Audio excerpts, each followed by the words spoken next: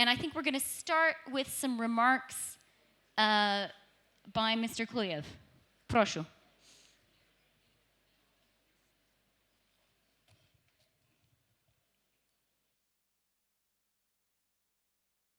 Добрый день, уважаемые друзья. Gentlemen, I'm very pleased to speak in front of such an esteemed audience. And first of all, I would like to express the words of deep gratitude to the organizers of this very important event, Mr. Pinchuk and his foundation. And this is my third time when I participate in this forum, and out of 8. And I can see that with every passing year, more and more representatives come to attend this forum, and the representation is very important, is very serious. And I would like to say a few words about Ukraine. It is necessary to open the discussion with this situation in Ukraine. If we are talking about the integration of Ukraine to the European community, the integration and the enhanced cooperation of Ukraine with the country members of the European Union is not only our main international policy vector, but it's an incentive for Ukrainians to carry out very substantial economic and structural reforms. We have been learning and studying the experience of our neighbors, our colleagues who have just accessed the European Union not long ago. And we paid attention to the fact that when they started to cooperate very closely within the framework of preparation to the accession to the European Union with the partner countries, the economic reforms were carried out on a very high speed in this country, and the structural reforms were implemented, and the economy started to show the signs of development. And having learned about the experience of our neighbors, we came to a conclusion: why should not we do the same thing?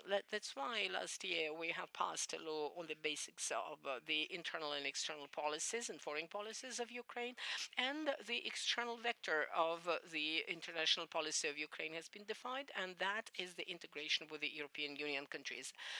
And what could be interesting for the members of the EU could be interesting about Ukraine. At present, I am heading the negotiation process on of signing the free trade agreement and creating the signing of the association agreement. And quite often, I am putting this question to myself: why we are why the EU is negotiating with Ukraine? And why are they talking to us? This is not our desire only, but the European Union is willing to maintain dialogue with us, and quite a proactive dialogue. And I liked very much the speech of President Shimon Peres, the president of the State of Israel. And I loved the way he said that we are in a huge boat, all of us together, and each country has its own cabin.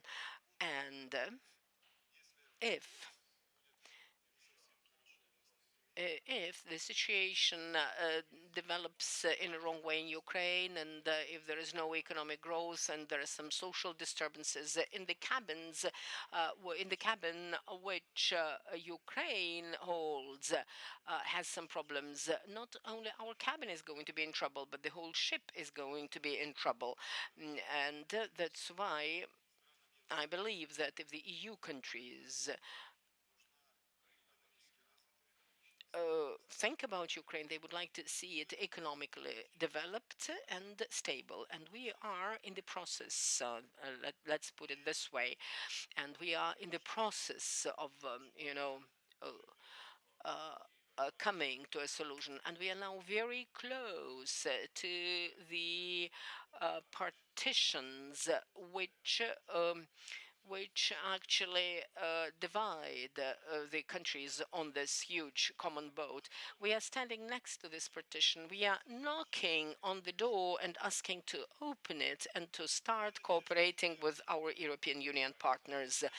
And we hope that we are going to make this door ajar in this year. We are quite proactively maintaining a dialogue. At present, our experts are working in Brussels, and we in online mode are discussing the possibility to sign an association agreement and the free trade agreement. And I hope that by the middle of December, the major documents are going to be prepared and verified and initialed. Why Ukraine is attractive to the foreign investors. And I'd like, in a nutshell, to describe the situation in Ukraine, which occurs at present in the economy, first of all, and within 8 months, we have demonstrated 5% growth of the GDP, over 5%.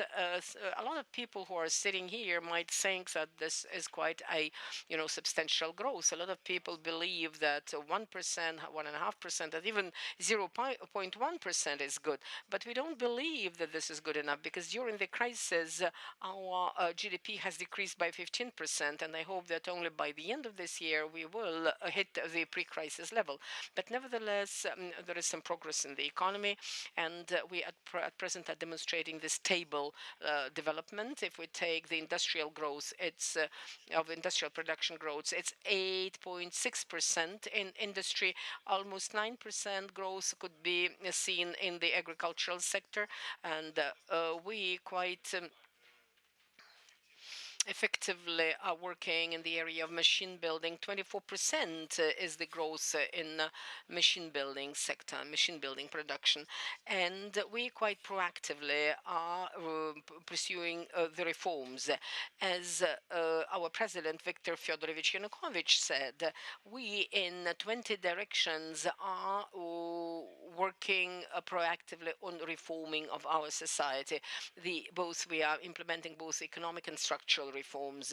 And first of all, we are trying, and I would like to underscore that we are trying to create the most friendly environment for development of our business. As an example, we are deregulating the economy quite proactively. And me, as the first vice premier, am responsible for this direction of the reforms as well, among the others. And, the more I am working on the regulation of economy, the more one sees that we still have to do more, and there is a lot of room for improvement. And we see the process of deregulation of economy as one of the major elements of combating corruption in our society. We are creating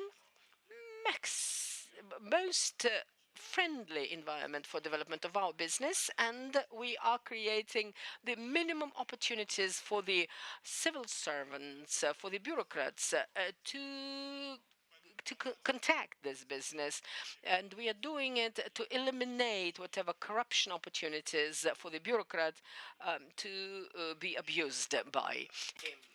And when we speak about deregulation, we see a huge challenge of implementing the deregulation reform, implementation of decisions made on the top in Kiev, in the center, because we need to implement them locally. And that's where we unfortunately, nevertheless, we do have the political will to finalize it, but we have come to see huge resistance on the part of the bureaucrats. They don't want to cancel certain regulations, to cancel licensing. They want to have the status quo as it has been existing for the last 2 or 3 years. We've analyzed all regulations adopted over the last 5 years by local governments. And there are more than 54,000 of such regulations. Out of those 54,000 regulations, we identified 35,000 that are illegal, in fact. They should be cancelled as they are. And we adopted a law in the Rada prescribing to cancel all those regulations, local regulations, within the next 3 months. 2.5 months have been over, and not a single local government has indeed cancelled those regulations. So we had to summon them to Kiev and to show the law to them as demanding that they should abide by that law. So in July and August, when many people were having their vacations, we dealt with this issue and we insisted that these illegal regulations should be cancelled. Out of 35 of such regulations, 35 and 2,000, almost 35,000 have been cancelled. 300 are still to be addressed. But by the end of the autumn, I am sure we will have that issue addressed. And our task now is to prevent such illegal regulations from appearing. When we speak about reforms, we should remember that political will is a key factor there. Another another factor is the political will, both by the government and the lawmakers, to implement the reforms properly. And every person, every business person should feel that such processes have been on the way.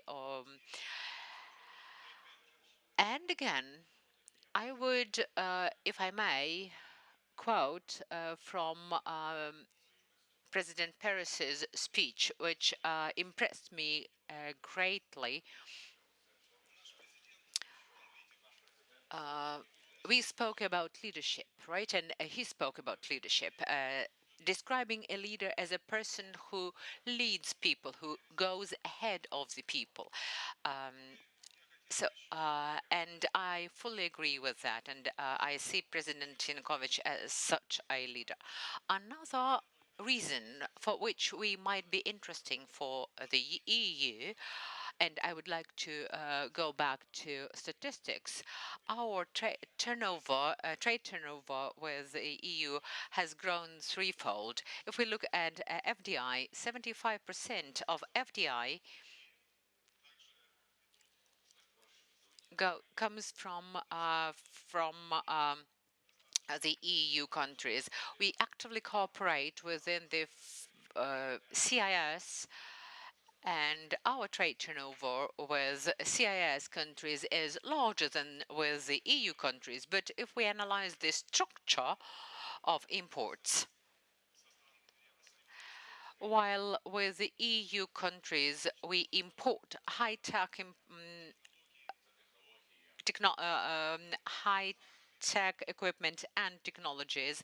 With the CIS countries, we mostly import raw materials, of course. Nevertheless, we see very interesting prospects for our cooperation and work with the CIS countries. I'm sure that our European integration aspirations will come true. Recently, opinion poll was carried out. More than two-thirds of Ukrainians believe that European integration is the right way for Ukraine and that we have achieved certain headway on that way. And I encourage our colleagues to meet us halfway. Thank you very much. Thank you. on to President Perez how deeply his remarks affected all of us, and everyone has been quoting him. So will you do that, please? It's really a pleasure to listen to Vice Prime Minister Klyuev, especially if you think about the previous panel where Larry was talking about how achieving 2% growth for the United States or for Europe would be quite an accomplishment. That would be very good. To hear the Ukrainian Vice Prime Minister talking about 5% being not quite enough really puts it into a pleasant context. I'd like to bring Kairat Kelimbetov into the conversation from Kazakhstan, the Minister for the Economy and for Trade. Please. Thank you very much. So let me start also to congratulate Mr. Pinchuk. I think this morning session was really world-class performance, and I appreciate for these opportunities to be with you afternoon. And as far as I remember, the topic of this panel is talking about the economic integration. And mostly it was politicized in earlier time that Ukraine should choose, let's say, on the right side, on the left side. I think, so let's be more pragmatic in these terms. So 20 years ago, after Soviet Union collapse, so all these post-Soviet Union countries, CIS countries, start to think about really how to integrate on the new base. And definitely in this moment, the most attractive model was the model of European Union. Until maybe today, it was the most attractive model. And I think, so it was clear that really should be, first of all, goodwill, any members, to do something. And today we realize, after all of this problem, which is not the point of disappointment from our side, but maybe a point of curiosity, because many problems which now the members of European Union have is really future lessons for us. For example, the many questions, let's say 3 questions, main point. The first, is the country which is really willing to integrate are ready for integration? And we see in the European Union, there is a group of countries who are ready to really and responsible, and some probably not. The second is the country which is joining to any economic bloc wants really to coordinate the policy with, in the common terms, with all membership. Also, we see sometimes is not like this. And it's very similar to, for example, to the custom union, for example, which we have. So we see the difficult situation with Greece, and the same we have a difficult situation with Belarus. And number 3 is the question is really countries which are willing to integrate are ready to delegate some economic sovereignty to some, let's say, particularly entity or, let's say, institutions. So if we see all of these 3 questions, so definitely we come back to the situation, to Ukraine or to Kazakhstan. So we have to be ready to answer all of these questions. So first of all. The second is, so let's say, today is attempts to tell, okay, Ukraine is more part of, let's say, European community rather than Eurasian community or post-Soviet Union community. I think it's, again, politicization, and I think the Ukrainians are very pragmatic people in their history, and they should, let's say, deliver it in a very pragmatical way. So, for example, if you answer for the questions, what should Turkey do in terms of the economic cooperation? Cooperate more with Europe, European Union, or Middle East, and cancel from Middle East? I think it's impossible, and should do both. What should Russia do? Cooperate only with the European Union, and let's say on the left side, or cooperate with China as well? I think makes sense to do both directions. The same Ukraine, between European Union and CIS, mostly Russia and Custom Union, Kazakhstan.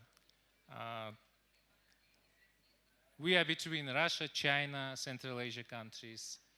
And I would like just ask you, do you think who is the biggest trade partner of Kazakhstan without all of his political nosy? European Union. Who is the number 2? Is Russia. And number 3 is China. And I think this is a pragmatic way how we should manage all of this cooperation.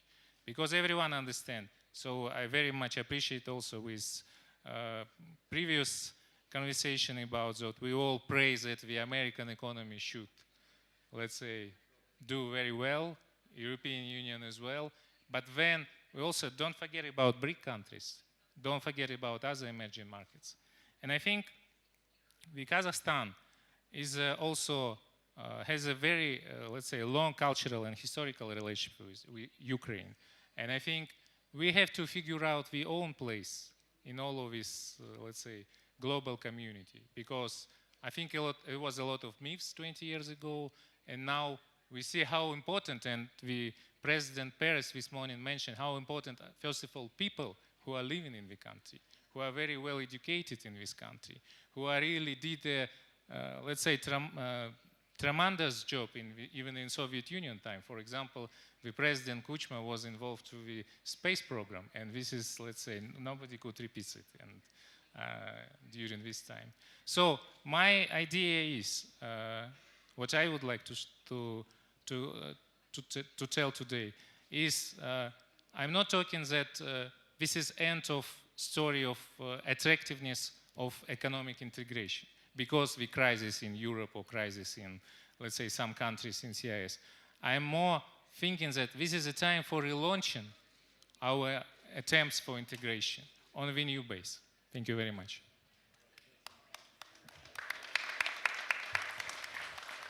Thank you very much. And yeah. No, and Carl has shown why he has been such a successful politician. I think they say that a sense of timing is key. And he arrived at precisely the moment when we were ready to hear from him. So, Carl, I'm going to summarize for you in 1 minute what we have already been talking about. Andriy talked about Ukraine's relations with Europe. He said, I found rather charmingly, that one of the questions he's been asking himself is he understands why the Ukrainians are focusing so much on their relationship with Europe, but he's been puzzled as to why would the Europeans be wanting to devote so much attention to us?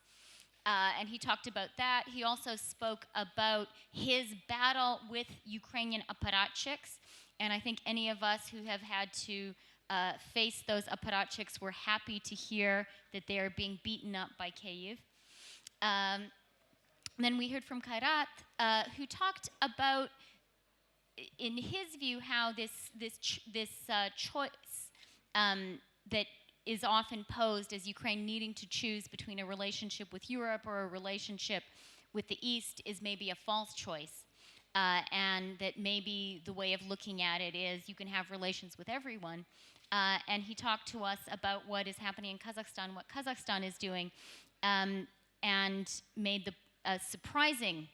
pointed to the surprising fact that Kazakhstan, which has Russia, China, and the EU in its sphere, actually does the most trade with Europe. So that's what we've been discussing so far. Over to you. And did you do a deal just now? You could tell us that too. No. Sorry to be late. These things happen. And let me just start by saying things do happen. A lot of us were here a year ago, and we started to discuss some of the economic issues. And I think we were then aware of some of the vulnerabilities in the global economic situation. But what has happened since then during the year can perhaps be described by the words of a famous statement saying, stuff happens. And a lot of stuff has been happening during the last year. And we are now in a very much different global economic situation, also related to Europe. What then has happened in my humble view? Well, partly, of course, we've had the aftershocks, are still living with aftershocks of the 2008 and 2009 global recession, which was handled by a lot of governments, by stimulus policies and building up massive amounts of debts. But that was depths added upon what was there before. And if I limit myself to the European scene, there had been sinners in the past, and I wouldn't necessarily point at the small countries that are the sinners that are the focus at the moment. But it was the big sinners in the past that paved the way for the smaller countries to be even bigger sinners. And there we are, with a debt storm that is now creating havoc across the Western world. And I say across the Western world, because if you look at the US position, it's actually worse than the European position. If you take the Eurozone, which is the center of the European problems, it will have by next year a primary surplus, a primary balance roughly, if you look at the Eurozone, while the US will be in a 6 to 7% primary deficit by that particular time. So although the acute crisis is more on the European side now, the long-term crisis is probably worse on the US side, but together we are of course having a competitive situation versus the emerging markets that are now booming ahead to the benefit of themselves, to the benefit of global economy, and let's be honest, also to the benefits of us. What then do we do? Because we are now in a rather critical phase of the discussions inside Europe. We need to define how we deal with these particular issues. In my humble opinion, we have fairly good rules of the game in Europe. The problem is that we have not been following them. If you look at the Stability and the Growth Pact, I mean, first, a number of countries who are now in the euro shouldn't have been there, or shouldn't have been let in on those particular terms. So if we abide by the rules we have, we would immediately be in a much better shape than we actually are. Now, that is not going to happen immediately. I mean, you don't take sort of serial sinners and make them into saints overnight, even if we are trying. So what is happening now is a fairly massive increase in the governance, economic governance structures of the Eurozone and the European integrated economy as a whole. That's going to be a somewhat cumbersome process to take through the different European parliaments and get it to work. But it's going to be a sea change in the economic governance of Europe. That's not going to be enough. And that brings me to Ukraine and other countries. What is the strength of Europe in terms of its economy, long-term its politics, is the integrated single market. I mean, the euro is extremely important. You can argue it's a function of the single market because long-term it becomes difficult to have a truly integrated single market without a single currency.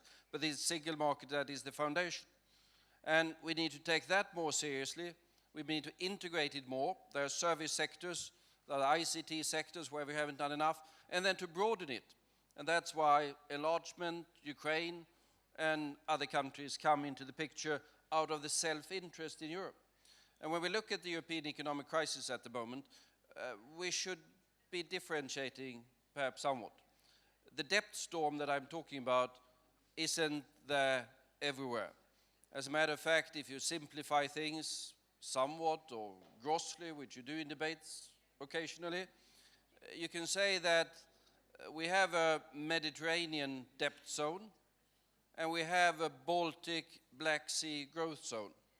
I mean, if you take countries like Sweden, Poland, and Turkey, although Turkey is not in the European Union, it's an accession country, these are still growth economies with virtually nothing of the problems that are plaguing the rest. While we have the Mediterranean debt zone, and then we have the poor Germans hovering in between and are supposed to sort out everything with the money they are supposed to have in endless quantities, and accordingly, that's where we have it. Where is Europe going? Is it going to focus only on the sorting out the debt issues of the South with the help of the Germans and everyone else? Or is it also going to try to bring in and integrate the entire growth areas of the Baltic and the Black Sea?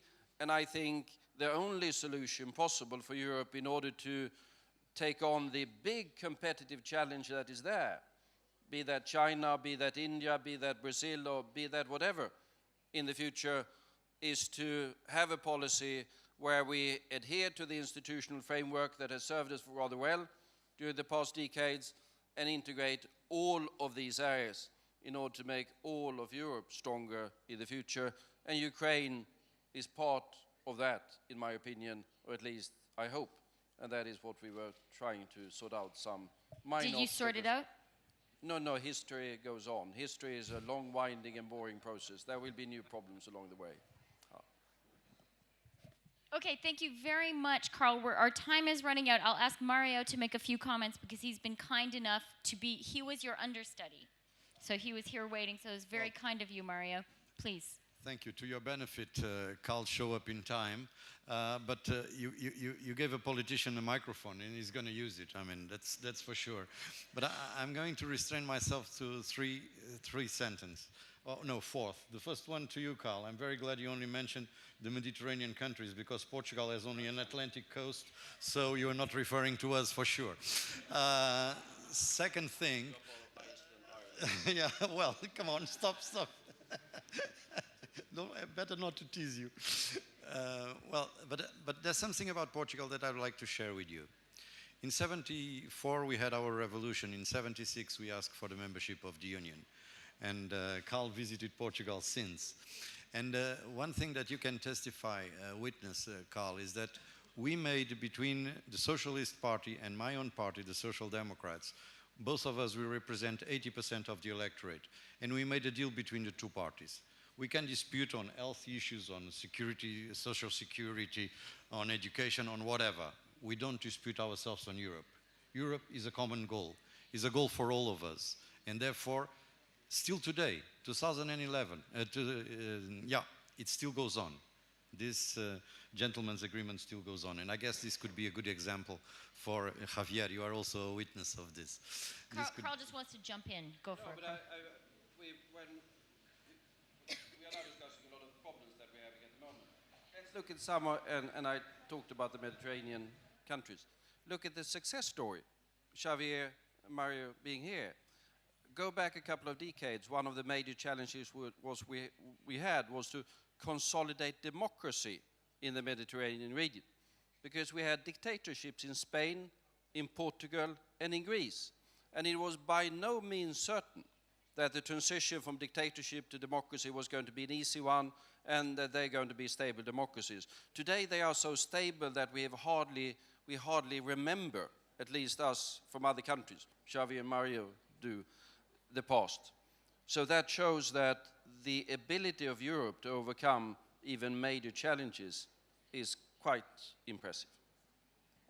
Yes, Okay. a positive note. Okay, you only made your first point, Yeah, Mario. but I'm going to Before be you were brief. so rudely interrupted by your European colleague. I'm going to be extremely brief. Second thing, for those of us who are veterans here, let me remind you, I think it was on Yalta 3, Victor, that yourself, Jean-Pierre, and so on, we prepared a very comprehensive document about the Agenda 2020. And if you remember that agenda, in this very semester, during the Polish presidency, Ukraine should be tabling the demand, the official request for membership. It was during this particular semester that this should have happened, and look how far away we are, unfortunately. But so I want to encourage you to do the reforms so that we can speed it up. And to end up my intervention, there's one thing. I have a foreign minister, a very dear foreign minister sitting next to me, and this also does not apply to his chancellery. But you, Ukrainian friends, you cannot imagine how pleased in the last 10 years, 7 years, how pleased some chancelleries were with the internal fighting and the internal political killing between politicians in Ukraine. Because while you were having fun criticizing and, between brackets again, killing each other, they did not have to address, in some of these chancelleries, did not have to address the real issue, how to deal with Ukraine and how not to annoy a neighbor of Ukraine. And I would like to ask our Ukrainian friends to reflect and not repeat these mistakes in the future. Okay, a call to battle, a cri de guerre there. We have run out of time, but I think that we should have maybe 10 minutes of discussion. And I think Leonid Danilovich візьме перше слово. Я хочу задать I would like to ask the question and put this question to my friends from Kazakhstan. I loved your speech, but maybe not always we in Ukraine really understand the position of Kazakhstan as far as a number of issues are concerned. And in Ukraine, people don't always appreciate the place Kazakhstan holds in the world. You are the members of the customs union. You know that we are being invited into this organization and that all the methods are being used to involve us into this organization. A union, well, how do you understand a union? A union is the union of people who are thinking alike, which is based on mutual understanding, mutual trust, and mutual assistance. In spite of all the difficulties in the European Union, Europe does everything to bail out Greece and other countries from very difficult financial crisis. And now I'm looking at the customs union. Belarus, I'm not talking about Kazakhstan, but I'm looking at Belarus and Russia. It seems like the situation in Belarus is absolutely difficult, but there was only one solution to give a loan, and nothing. I haven't heard anything else about an attempt to bail out Belarus. And if there is no trust in the customs union, so maybe Ukrainians have to think twice before accepting the proposal.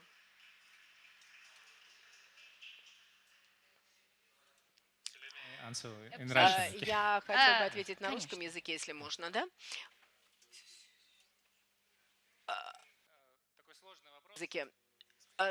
This is quite a complex question, Mr. President. You were a participant of the first attempts to create a customs union. The four presidents then were undertaking this effort.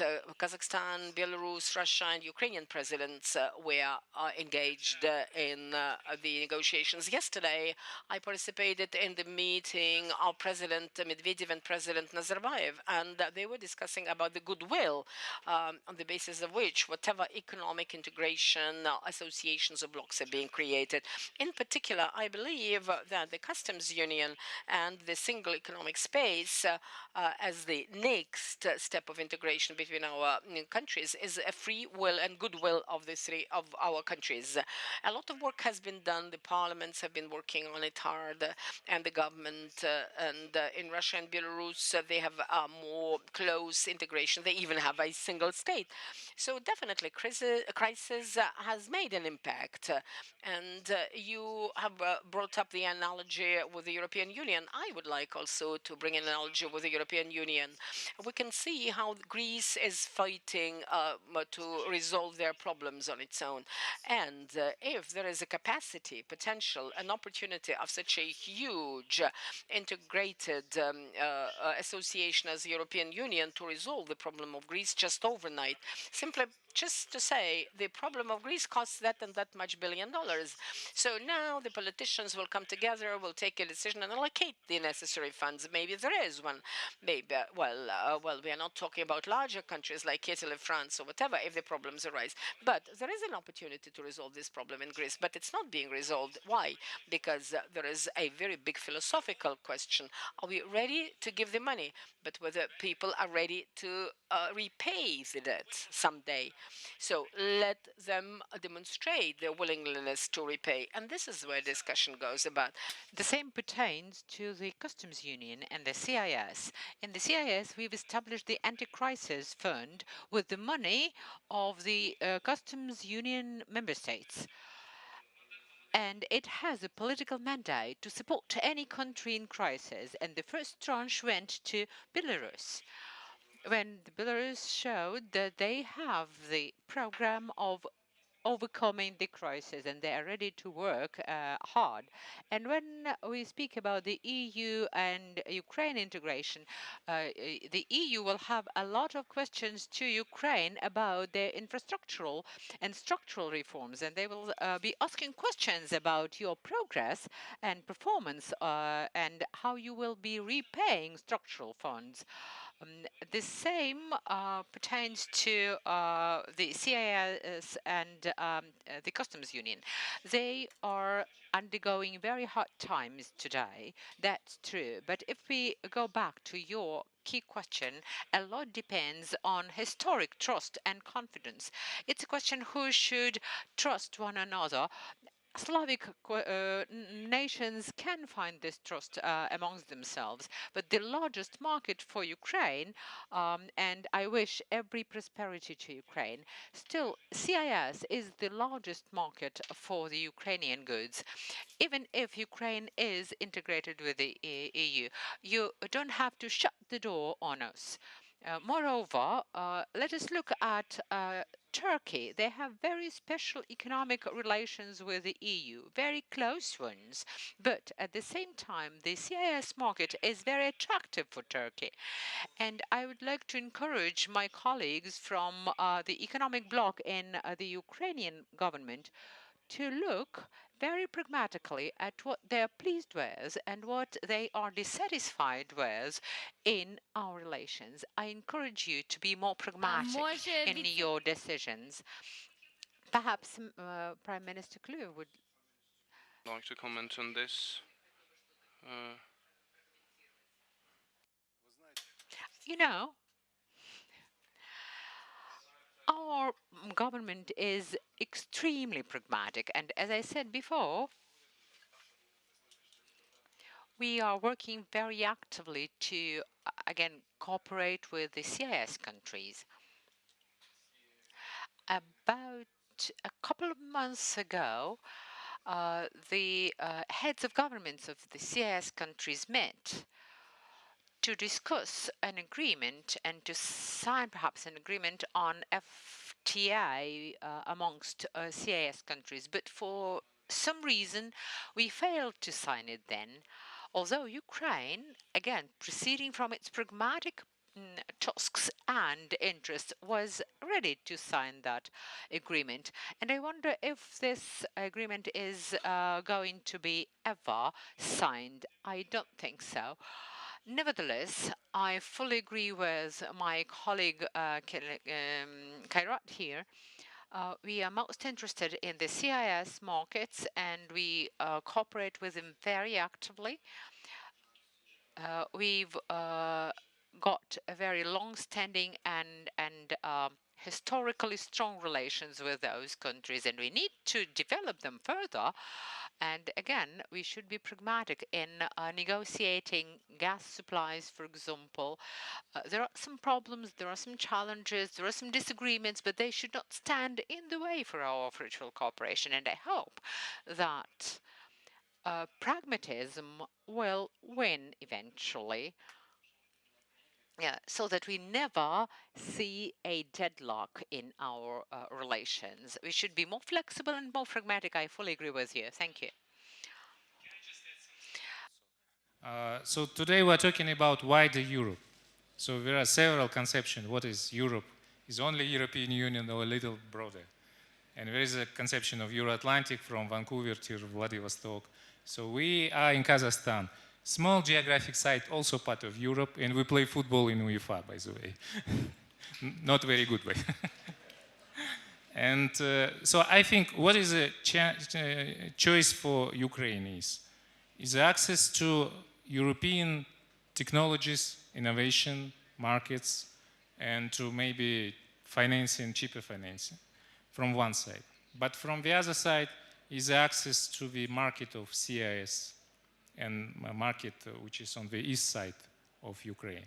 And I think, so this is a really good formula. So we are in Kazakhstan also try to bring best technologies from European Union. The president of Kazakhstan negotiate very hard with leaders of France, Germany, and from one side. But from the other side, the biggest market for us, Russia, China. And I think if it's smart management, so I think it's not a headache. If it's smart management, there's more opportunity. So thank you very much. Carl, do you have a... I fundamentally, of course, agree with that particular approach. It's not an either or, it's both. in the sense that if you look at sort of us, the European Union, Sweden, for us, the important markets, we trade with the Norwegians and we trade with the Danes and we trade with the Germans. But of course, if you look at where the expansion is from our point of view, it's Brazil, it's India, it's South Africa, it's China, it's that emerging world. But we acquire strength at home by the integration and cooperation that we do. Also, Russia CIS is an important market for us. But it is the cooperation and integration that we do among us that makes us, in our interpretation of things, stronger and more competitive on the global markets. So it is both the integration that gives strength in order to be also strong and competitive on the wider global markets. Okay, we have run out of time, but I'll take 2 questions very briefly, please. Thank you.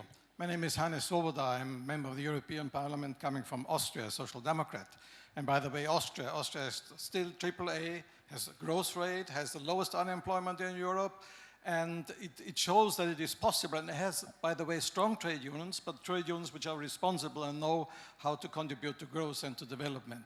Now, coming to Ukraine and to the debate we just had, you mentioned, Minister, Turkey. But Turkey has the customs union with the European Union. And finally, also, Turkey will have to decide on which side it stands.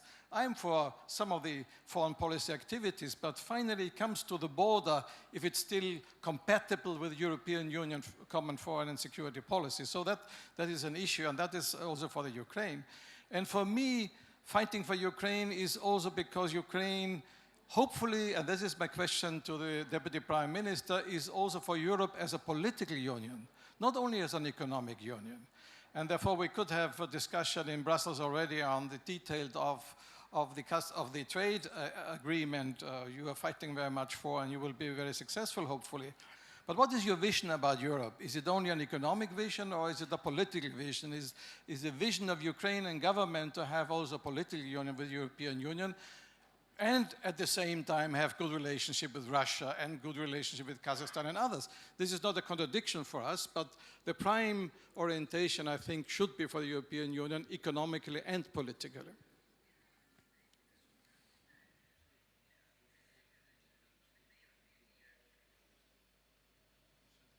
Do vás slovo.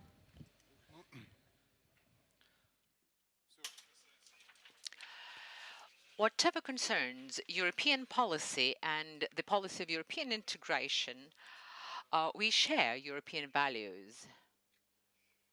And we pursue the development of our democracy fairly rapidly. We are moving ahead there, improving our legislative framework. And I can give you an example thereof. Very soon, we will initiate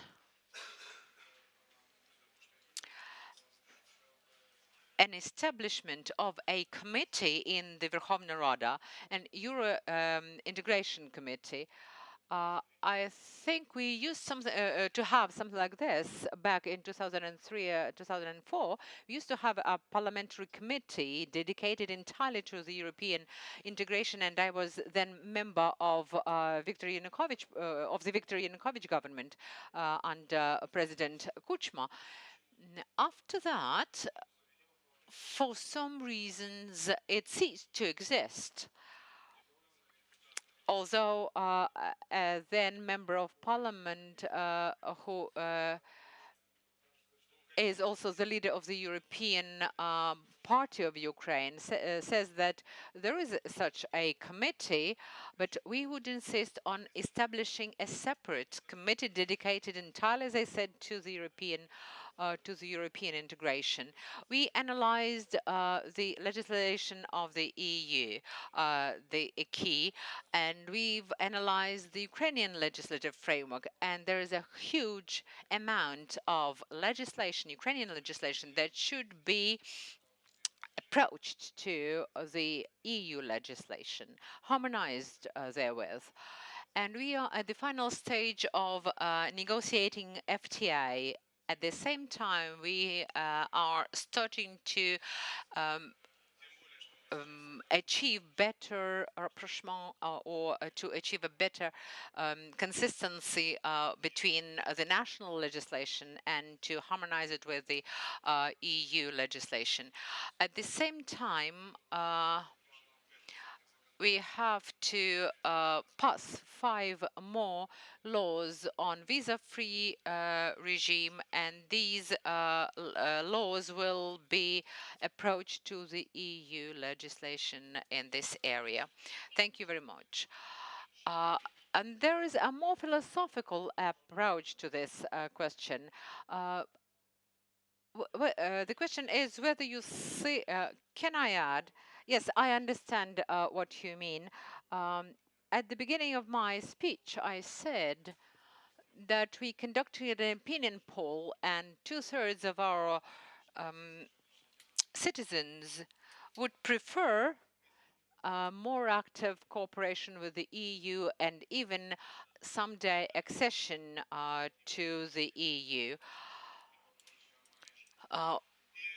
At the same time, I can tell you as a member of the government, of the cabinet, if 2/3 of the population are for that, how can we be or see things otherwise? Unless we fulfill the will of our voters, we will never be elected again. So I'm deputy leader of the Party of Regions, and we have very clear tasks related to Euro integration. Roman? Thank you. Panes. I used to be Ukrainian ambassador to the European Union for 7 years and 9 months.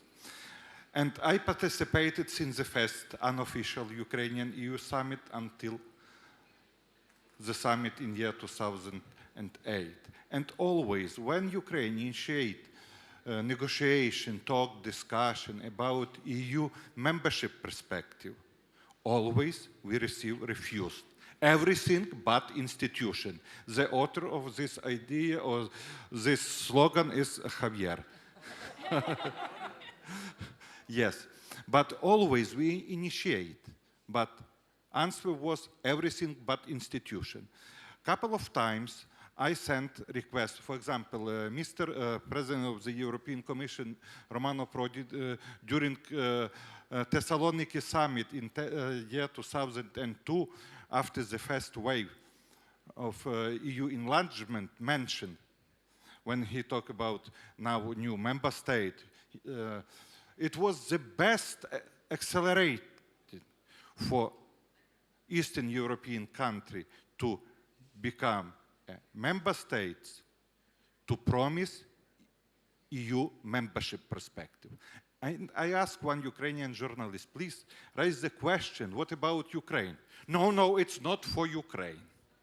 Another president of the European Commission, current, Jose Manuel Barroso, during his visit to Belgrade, you are European state. You have full right one day to become a EU member state. Another Ukrainian journalist asked the right question, what about Ukraine, Mr. President? Another president, but the same union.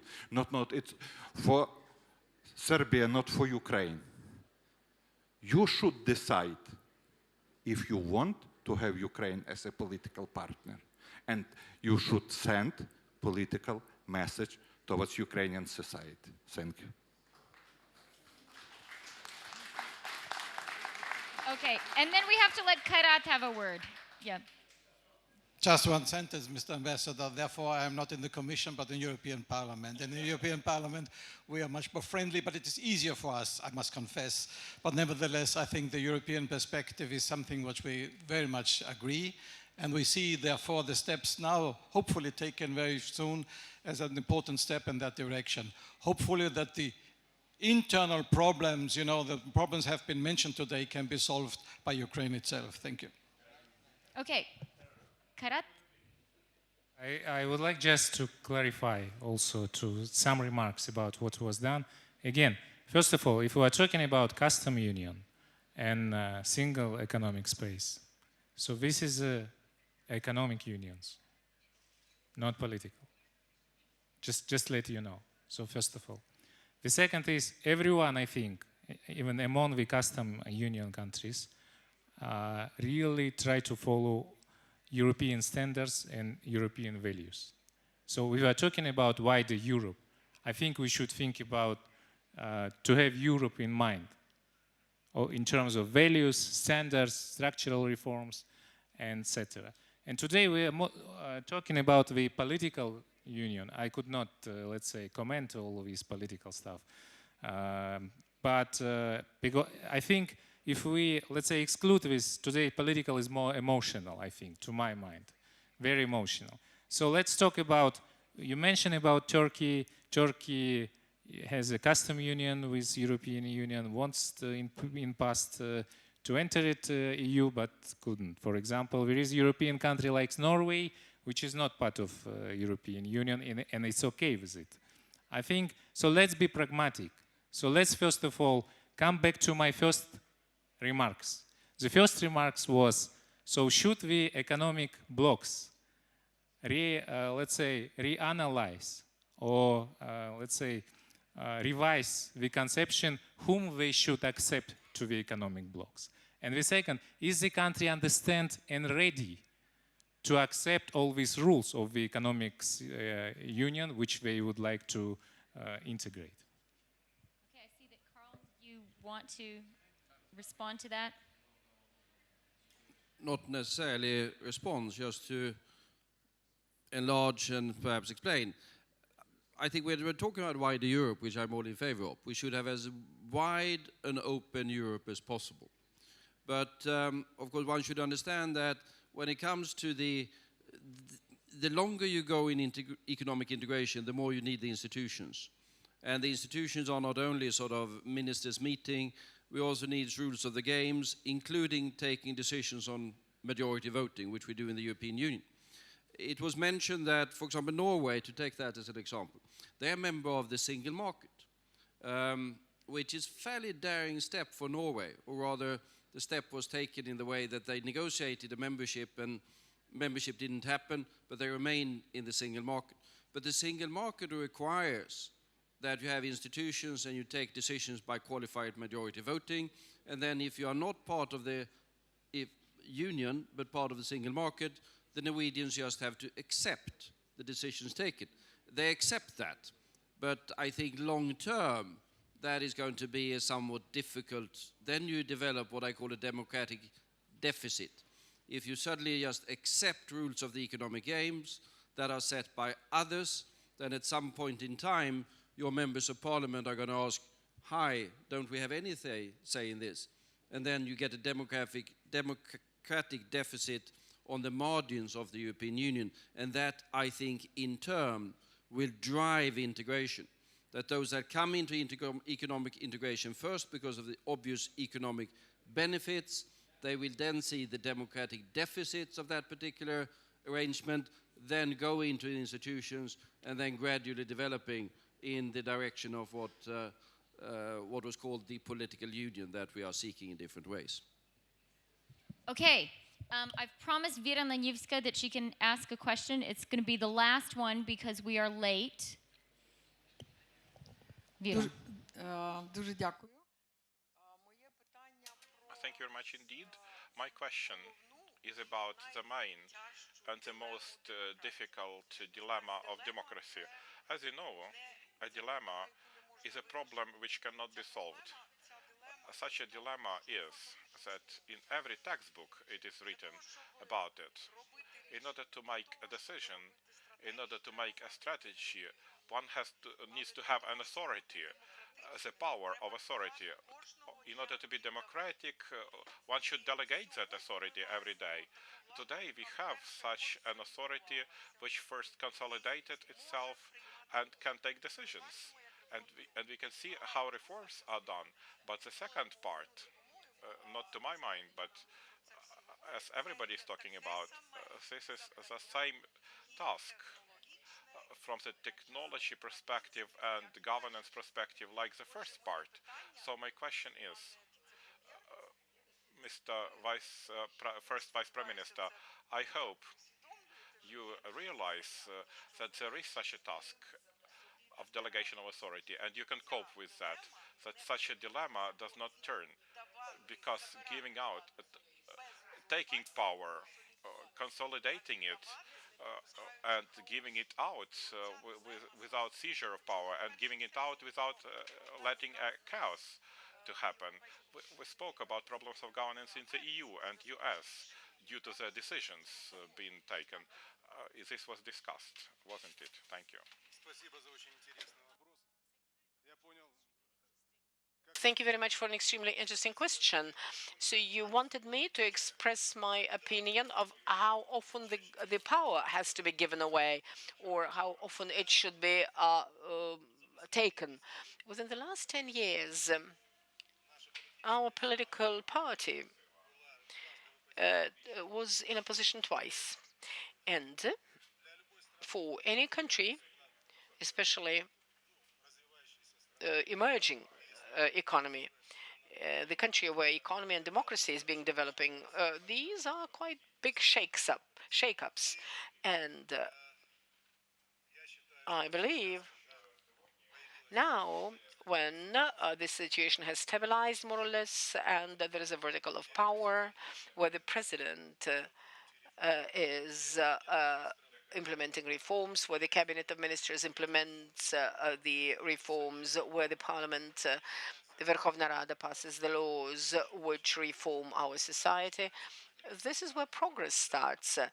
And this is where accord in the society emerges. And if one of the branches of government does not fit into this system of coordinate, chaos starts and the reforms are being halted. Though it is true, we understand that there should be a lot of opinions taken into account, and it is necessary to listen to these opinions.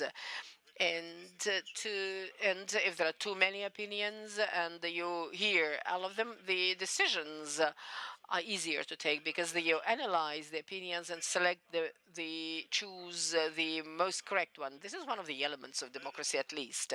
That's why for any society, any country, the stability is key. If there is political stability and where there is a will of the government of the country to move in the direction of the reform, the result is going to be delivered. I'd like to go back and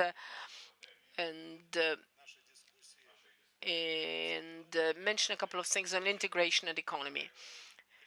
Crisis, but after every crisis, the improvement starts, and then the crisis follows, and then the upsurge starts, and the upsurge starts at the higher level, at a higher intellectual level, information, technical level. And naturally, the crisis really leaves behind the weakest, and the strongest survive. This is what reality is. I remember, I have a lot of friends in the European Union countries, in the CIS countries, and I remember 2008 when the crisis has started, and I was discussing issues with my colleagues, with my friends, and I saw, both in the eyes of Europeans, Russians, Kazakhstan citizens, a shock. It really could be seen there, and people were shocked. Within the first months when the crisis started, a lot of governments did not know what to do. A lot of financial institutions did not know what to do. And the people were, taking various steps in various directions, but very gradually they started to emerge from this shock. The situation is not simple today in the world, and in the European Union countries, the crisis is underway as well. But the governments are not shocked. People are not shocked. The governments know what to do, more or less. I cannot evaluate what's being done and how the institutes of power and financial institutions in Europe work. Maybe the representatives of the governments of this country can do it better than me, but at least we're not facing the recession and the crisis we faced in 2008. And I think that in the nearest future, there's going to be an upsurge in the economic growth. And I would like to wish all of us who are present here, to live through fewer shocks. And I would like to wish that the upsurge of the economy starts as soon as possible for everyone. Now,